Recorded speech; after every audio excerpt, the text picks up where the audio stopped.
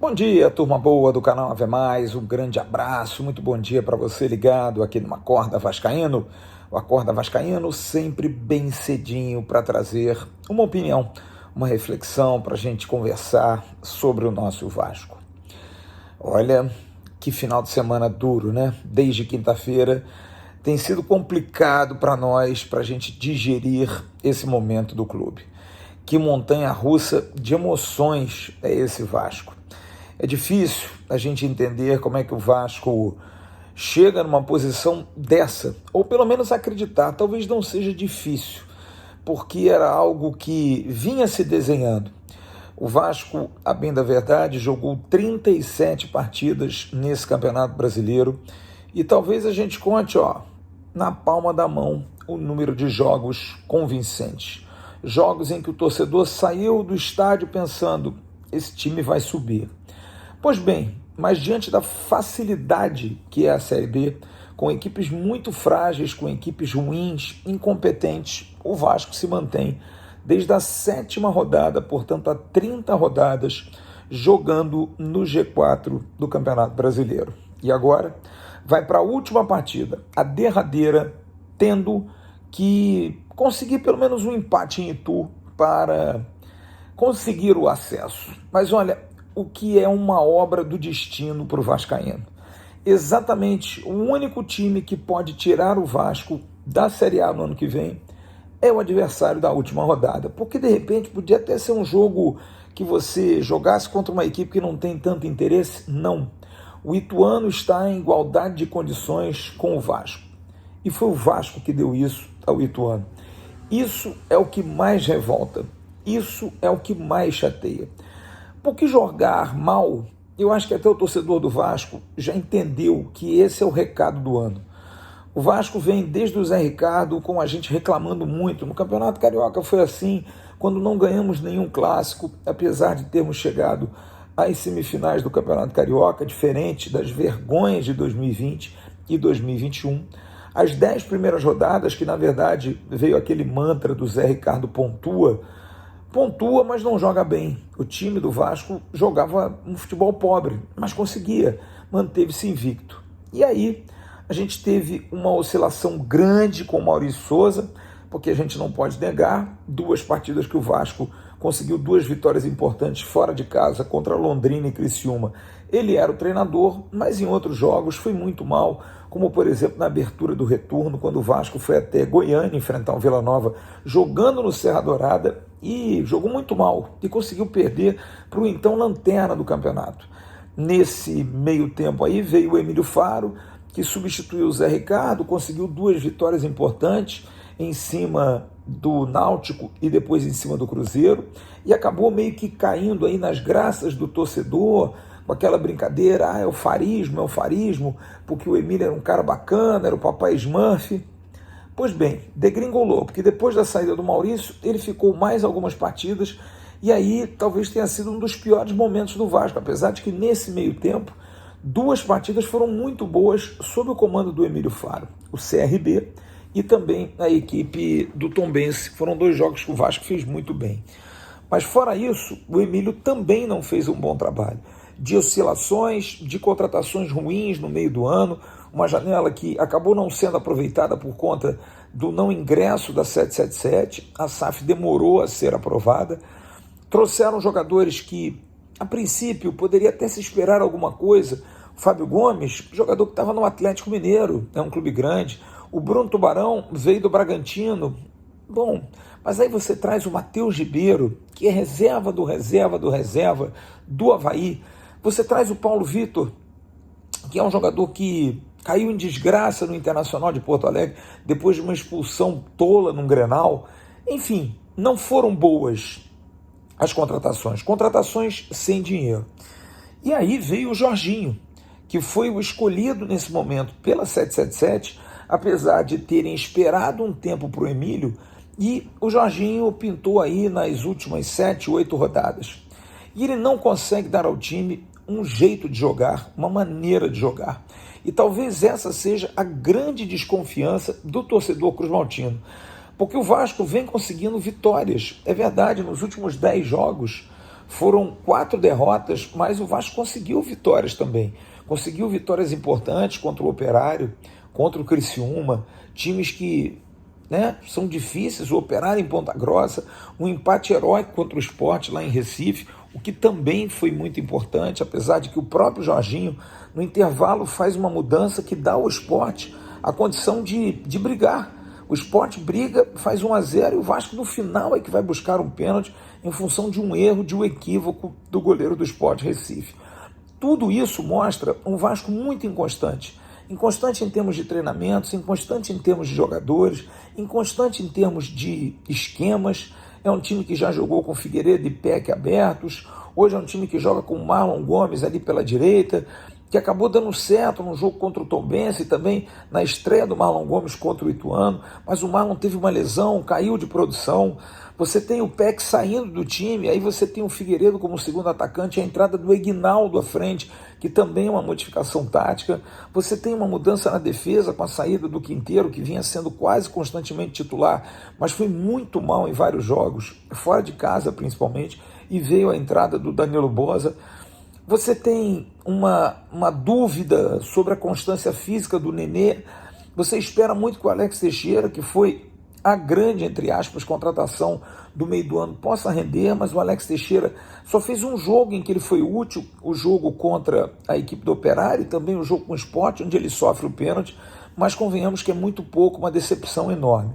Diante desse quadro todo, não há o que a gente discutir senão esperar domingo.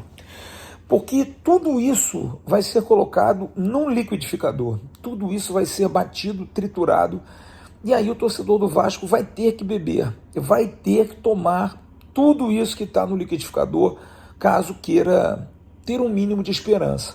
Porque apesar de ser algo em que o Vasco precise, dentro de campo, de jogar futebol, o Vasco não tem uma tarefa tão impossível assim. Se não, vejamos, o Vasco vai jogar em Itu contra o melhor time do retorno, uma equipe competitiva, mas que, é claro, a gente cria uma casca muito de medo, porque o Vasco tem nos dado isso. Nós somos traumatizados. Em condições normais de temperatura e pressão, talvez a gente tivesse um pouco mais confiante. Pô, afinal a gente vai pegar o Ituano, que é um time que, tudo bem, recentemente foi campeão paulista, recente, tem mais um tempinho, numa final até contra o Santos, também foi campeão da Série C no ano passado e sobe para a Série B.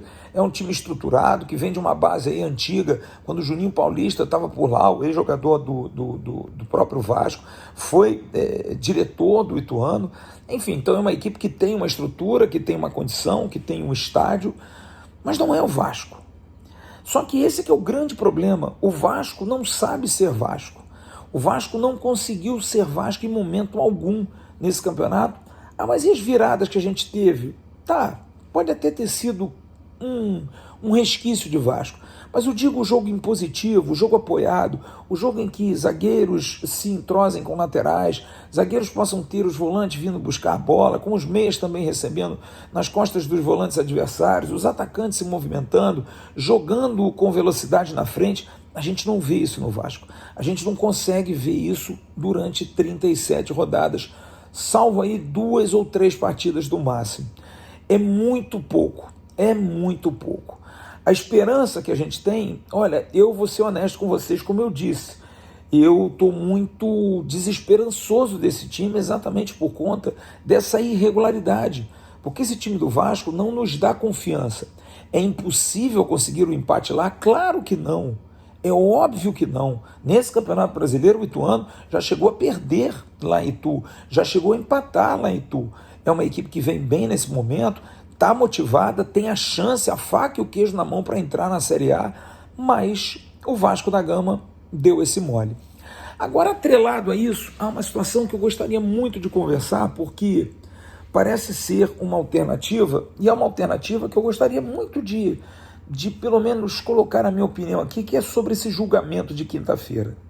Acho que o julgamento de quinta-feira, primeiro, que eu sinceramente acho que o torcedor do Vasco não tem que ficar dando ouvidos sobre a questão de subir no tapetão. Não, isso não é verdade. Isso é uma maneira de botar pilha, que não vamos cair, porque na verdade o Vasco nem julgado está sendo.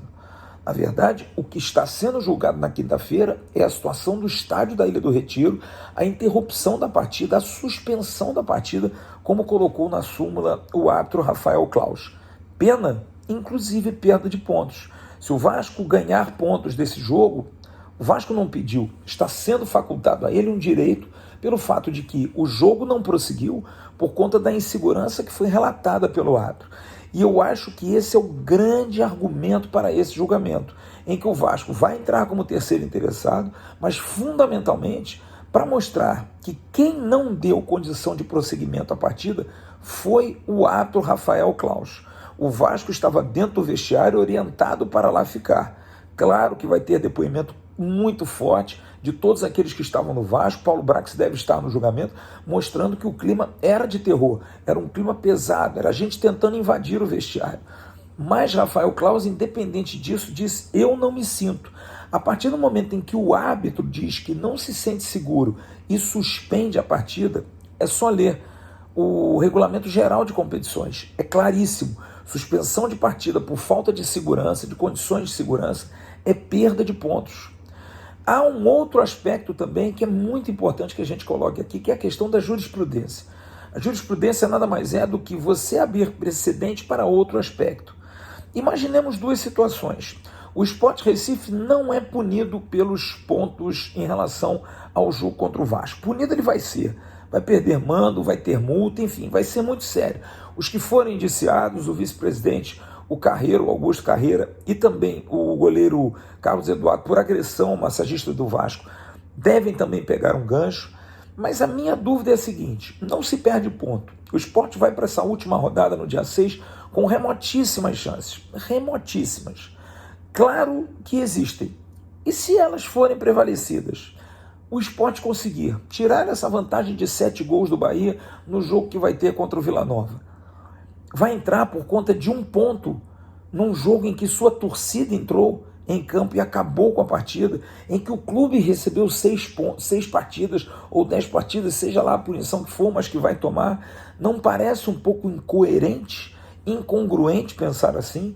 Como é que uma equipe que vai ser punida, isso é certo, consegue manter um ponto que a leva à Série A? Um clube que teve uma torcida que invadiu um campo, agrediu o bombeiro, agrediu o funcionário do Vasco, agrediu os jogadores do Vasco, interrompeu a partida sem segurança dada pelo árbitro. E essa equipe sobe.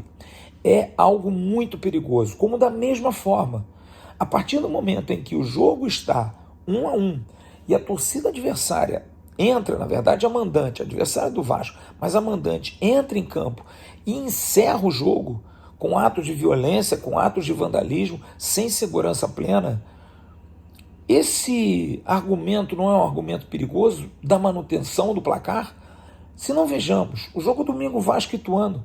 Aos 40 minutos do segundo tempo, o Vasco está empatando com o Ituano. Se a torcida do Vasco resolve entrar em campo, o jogo parado, o jogo encerrado e não tem mais prosseguimento por falta de segurança, o que vai ser feito no tribunal? Vai se tirar os pontos do Vasco? Não. Não, porque abriu-se a jurisprudência. Uma equipe que faz a sua torcida invadir o campo, cometer atos de vandalismo, atos de violência dentro do campo e interrompe por insegurança relatada pelo árbitro. O árbitro coloca isso na súmula e muda inclusive a súmula, deixa claro que ele não encerrou o jogo, ele suspendeu o jogo com placar de 1-1. Tudo isso, para mim, é muito claro. Mostra que não dá para você não tirar os pontos do Sport, senão você vai estar dando motivação a que torcedores tomem esse motivo. A outra situação, e eu vou dar clara a posição, na questão da comemoração do Raniel e do Luiz Henrique, principalmente do Raniel, foi perigosíssimo o que fez o presidente do STJD, Otávio Noronha, de já punir preventivamente com 2 partidas. Ele puniu já deu a punição de 30 dias, sem que o jogador fosse julgado. E por que isso é perigoso, Flávio? Porque você abre precedente para qualquer comemoração ser contestada. Se não, vejamos, no dia seguinte, na terça-feira seguinte ao jogo entre Vasco e Sport, aconteceu um jogo Cruzeiro e Guarani. O Guarani venceu por 1-0, tirou a invencibilidade do Cruzeiro, o jogador do Guarani faz o gol e vai comemorar, claro, perto da torcida do Cruzeiro, porque só tinha torcida do Cruzeiro. E aí o que acontece? O jogador do Cruzeiro, o Edu, vai ao árbitro e faz uma reclamação.